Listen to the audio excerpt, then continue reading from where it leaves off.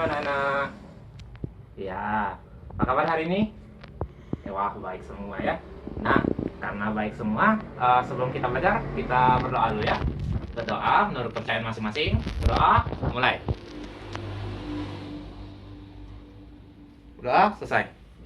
Nah, kan sudah berdoa ya. Bapak mau cek dulu dong kerapiannya. Berdiri dulu ya.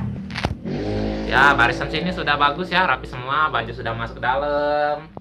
Celana panjang bagi yang cowok, yang cewek pakai rok panjang. Sebelah sini juga ya, ada rapi. Sebelah sini udah rapi. Nah, tapi Bapak lihat kayak capek semua ya. Kalau mau semangat, ikuti Bapak dulu yuk. Kita berdiri dulu ya. Ya, ya kamu dong berdiri. Ya berdiri, ya bagus. Kita tepuk semangat dulu ya. Tepuk semangat. Semangat. Semangat. Pinter semua ya. Nah, ada lagi nih yang Bapak mau tanyain. Kemarin masih ada yang ingat gak? Minggu yang lalu kita belajar tentang apa aja? Ya kamu, tentang apa? Iya, pinter. Kamu? Pinter. Kamu mau jawab juga? Iya, pinter. Kita kemarin ya, Bapak review sedikit ya, Bapak ulang sedikit. Kita kemarin belajar tentang apa itu jajanan sehat dan apa saja fungsinya ya. Nah, Bapak ulang sedikit ya. Jajanan sehat itu contohnya seperti kita jajan sayur-sayuran yang terhindar dari lemak, yang terhindar dari tempat yang kotor, higienis tentunya ya. Nah, sudah tahu ya? Sudah dong, mengerti. Nah, hari ini kita akan belajar tentang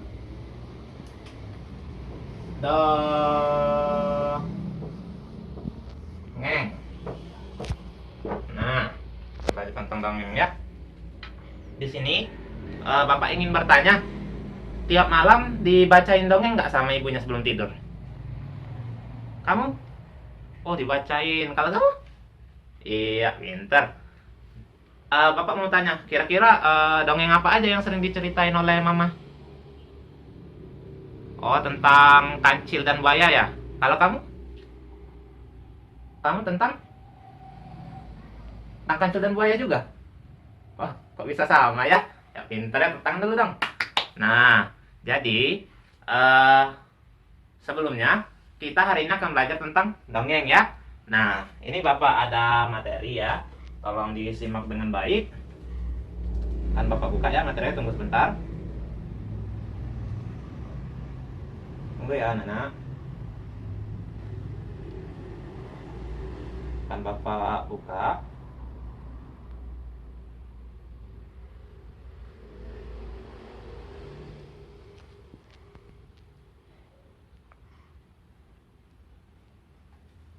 Ya, tunggu sebentar ya, lagi dibuka.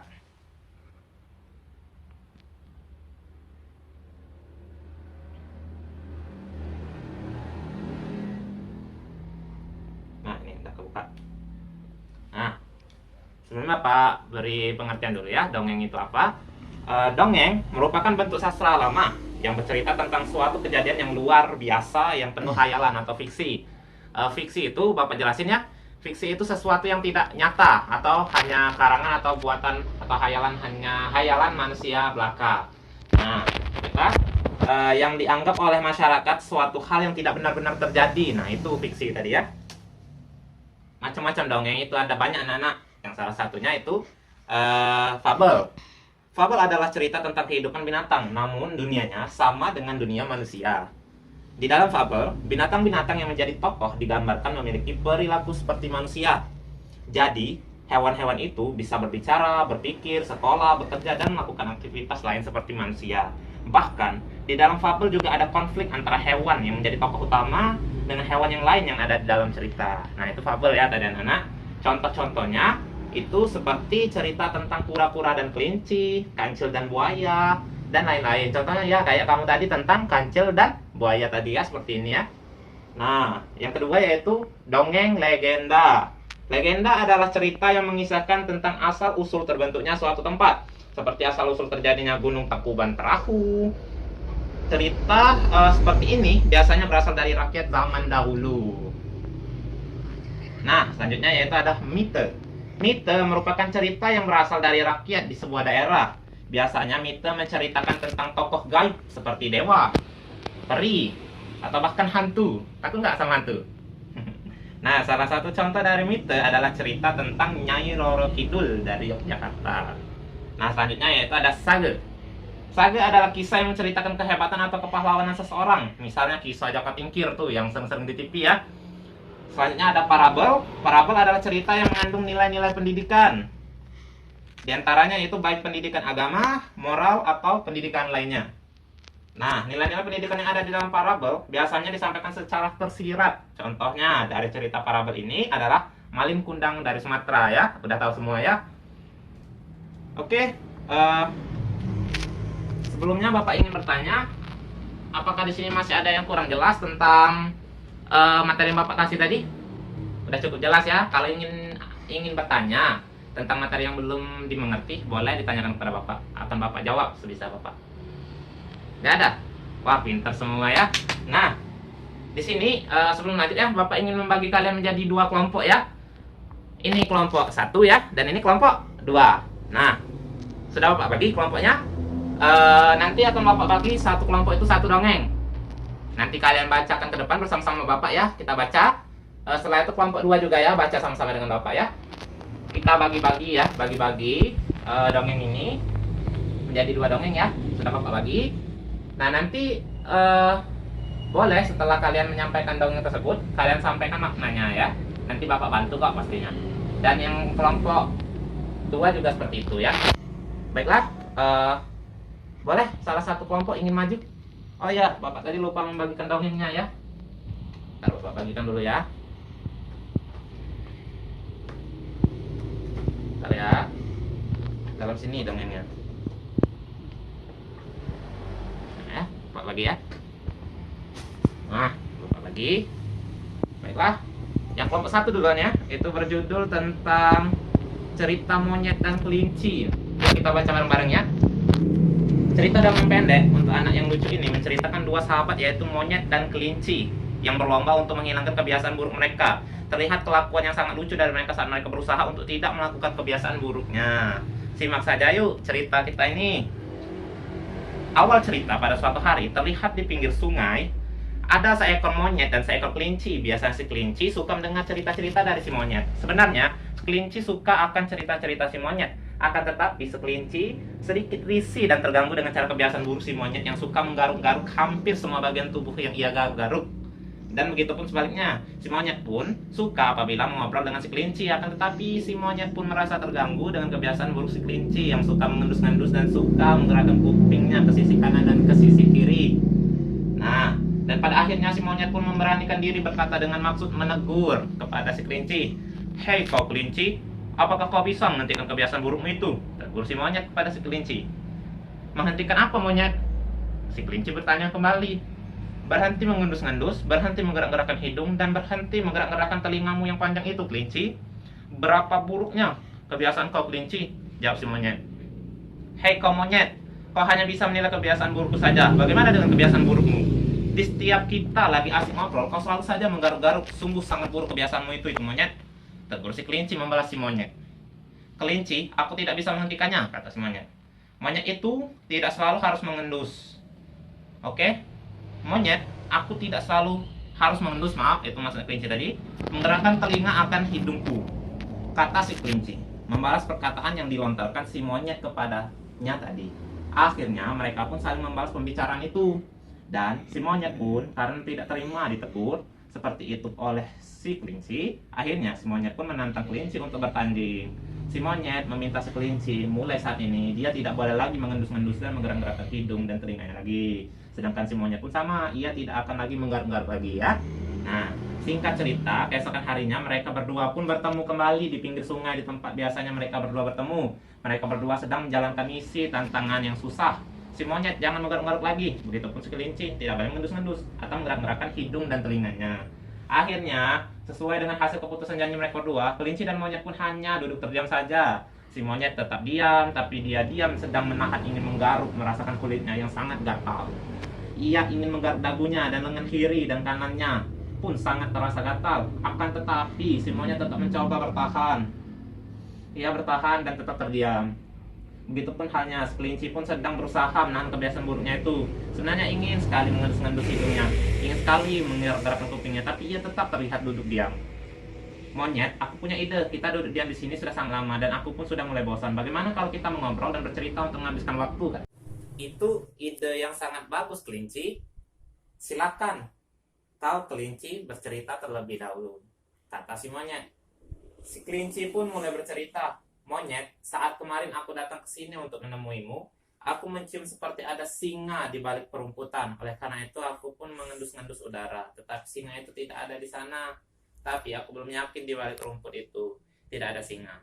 Nah, untuk memastikannya, aku pun menggerak-gerakkan hidungku beberapa kali, tapi tidak ada bau singa di sana. Kemudian aku menggerak-gerakkan telingaku ke kiri dan ke kanan untuk mendengarkan, tapi memang tidak ada singa di sana. Dan akhirnya aku pun yakin bahwa di balik rumput itu memang tidak ada singa. Kemudian aku pun melanjutkan perjalanan ke sini untuk menemuimu, temanku.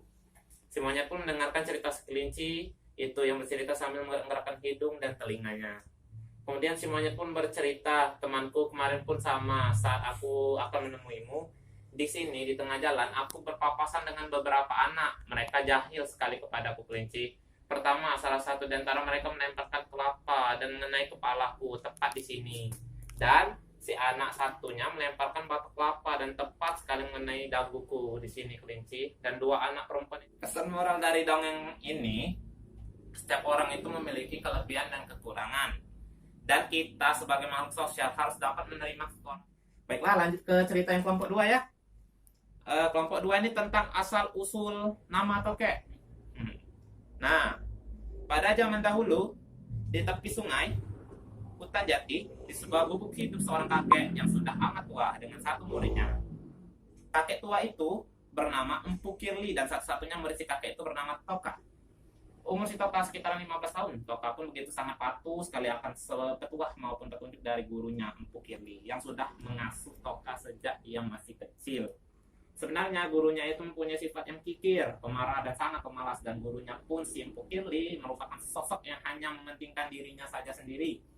Dan sebenarnya Empu Kirli tidak menyukai si Toka, tapi dia tidak punya pilihan lain karena si Toka bisa disuruh-suruh untuk melakukan pekerjaan apapun dari Empu Kirli. Nah, kerjaan gurunya setiap hari hanya bermalas-malasan saja di teras rumahnya tanpa melakukan kegiatan apapun yang berarti, dan semua kegiatan semua kegiatan dan pekerjaan baik di dalam rumah maupun di luar rumah dikerjakan oleh si Toka. Kesombongan Pukirli telah menguasai dirinya, membuat hatinya tertutup untuk sedikit ikut merasakan dan menghargai apa yang sudah dilakukan dan dikerjakan oleh si Toka. Nah, di suatu pagi, Pukirli memanggil si Toka sambil dia duduk di kursinya. Toka, Toka, kemarilah kau nak, panggil si Pukirli. Toka pun berlari menghampiri gurunya, walaupun ia masih sibuk menyember kayu bakar di halaman. Toka menjawab, ada apa, guru? Beberapa hari ini, kalau aku amati, hujan sering sekali turun. Coba kau mencari jamur di dalam hutan sana, pasti banyak tumbuh jamur-jamur di dalam hutan sana. Perintah Pukirli kepada si Toka. Baiklah guru, kata si Toka. Toka akan berangkat sekarang ke hutan. Lalu Pukirli menjawab lagi, Toka, kemarilah sebentar. Toka lagi menjawab, ada apa guru? Pukirli menjawab, setelah kau mendapat jamur, kau jangan langsung menjualnya ke pasar ya.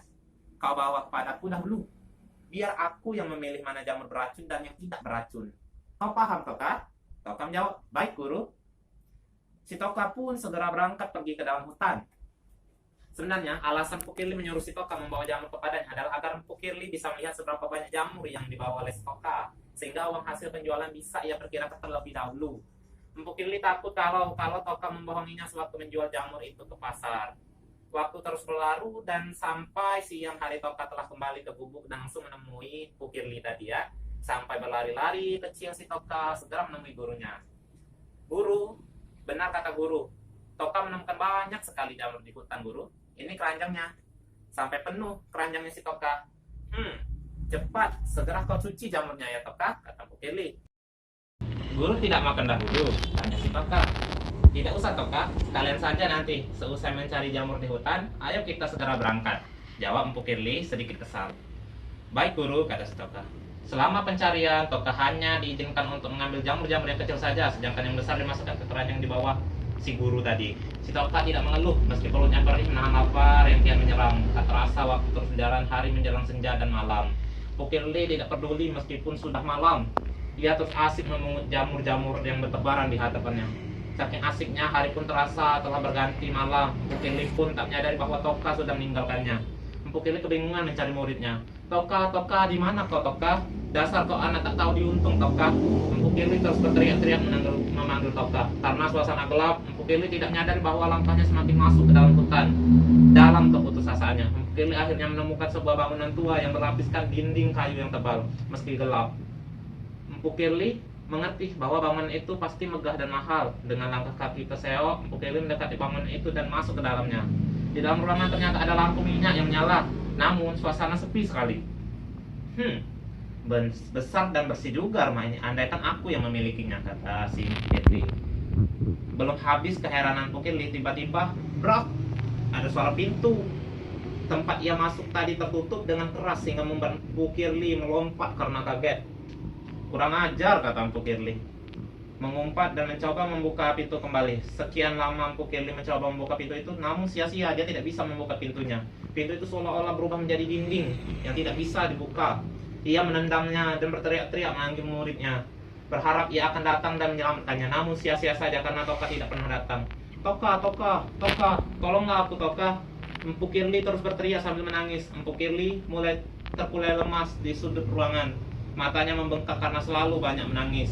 Di dalam kesedihannya, Empu Kirli mendoakan kepalanya ke atas.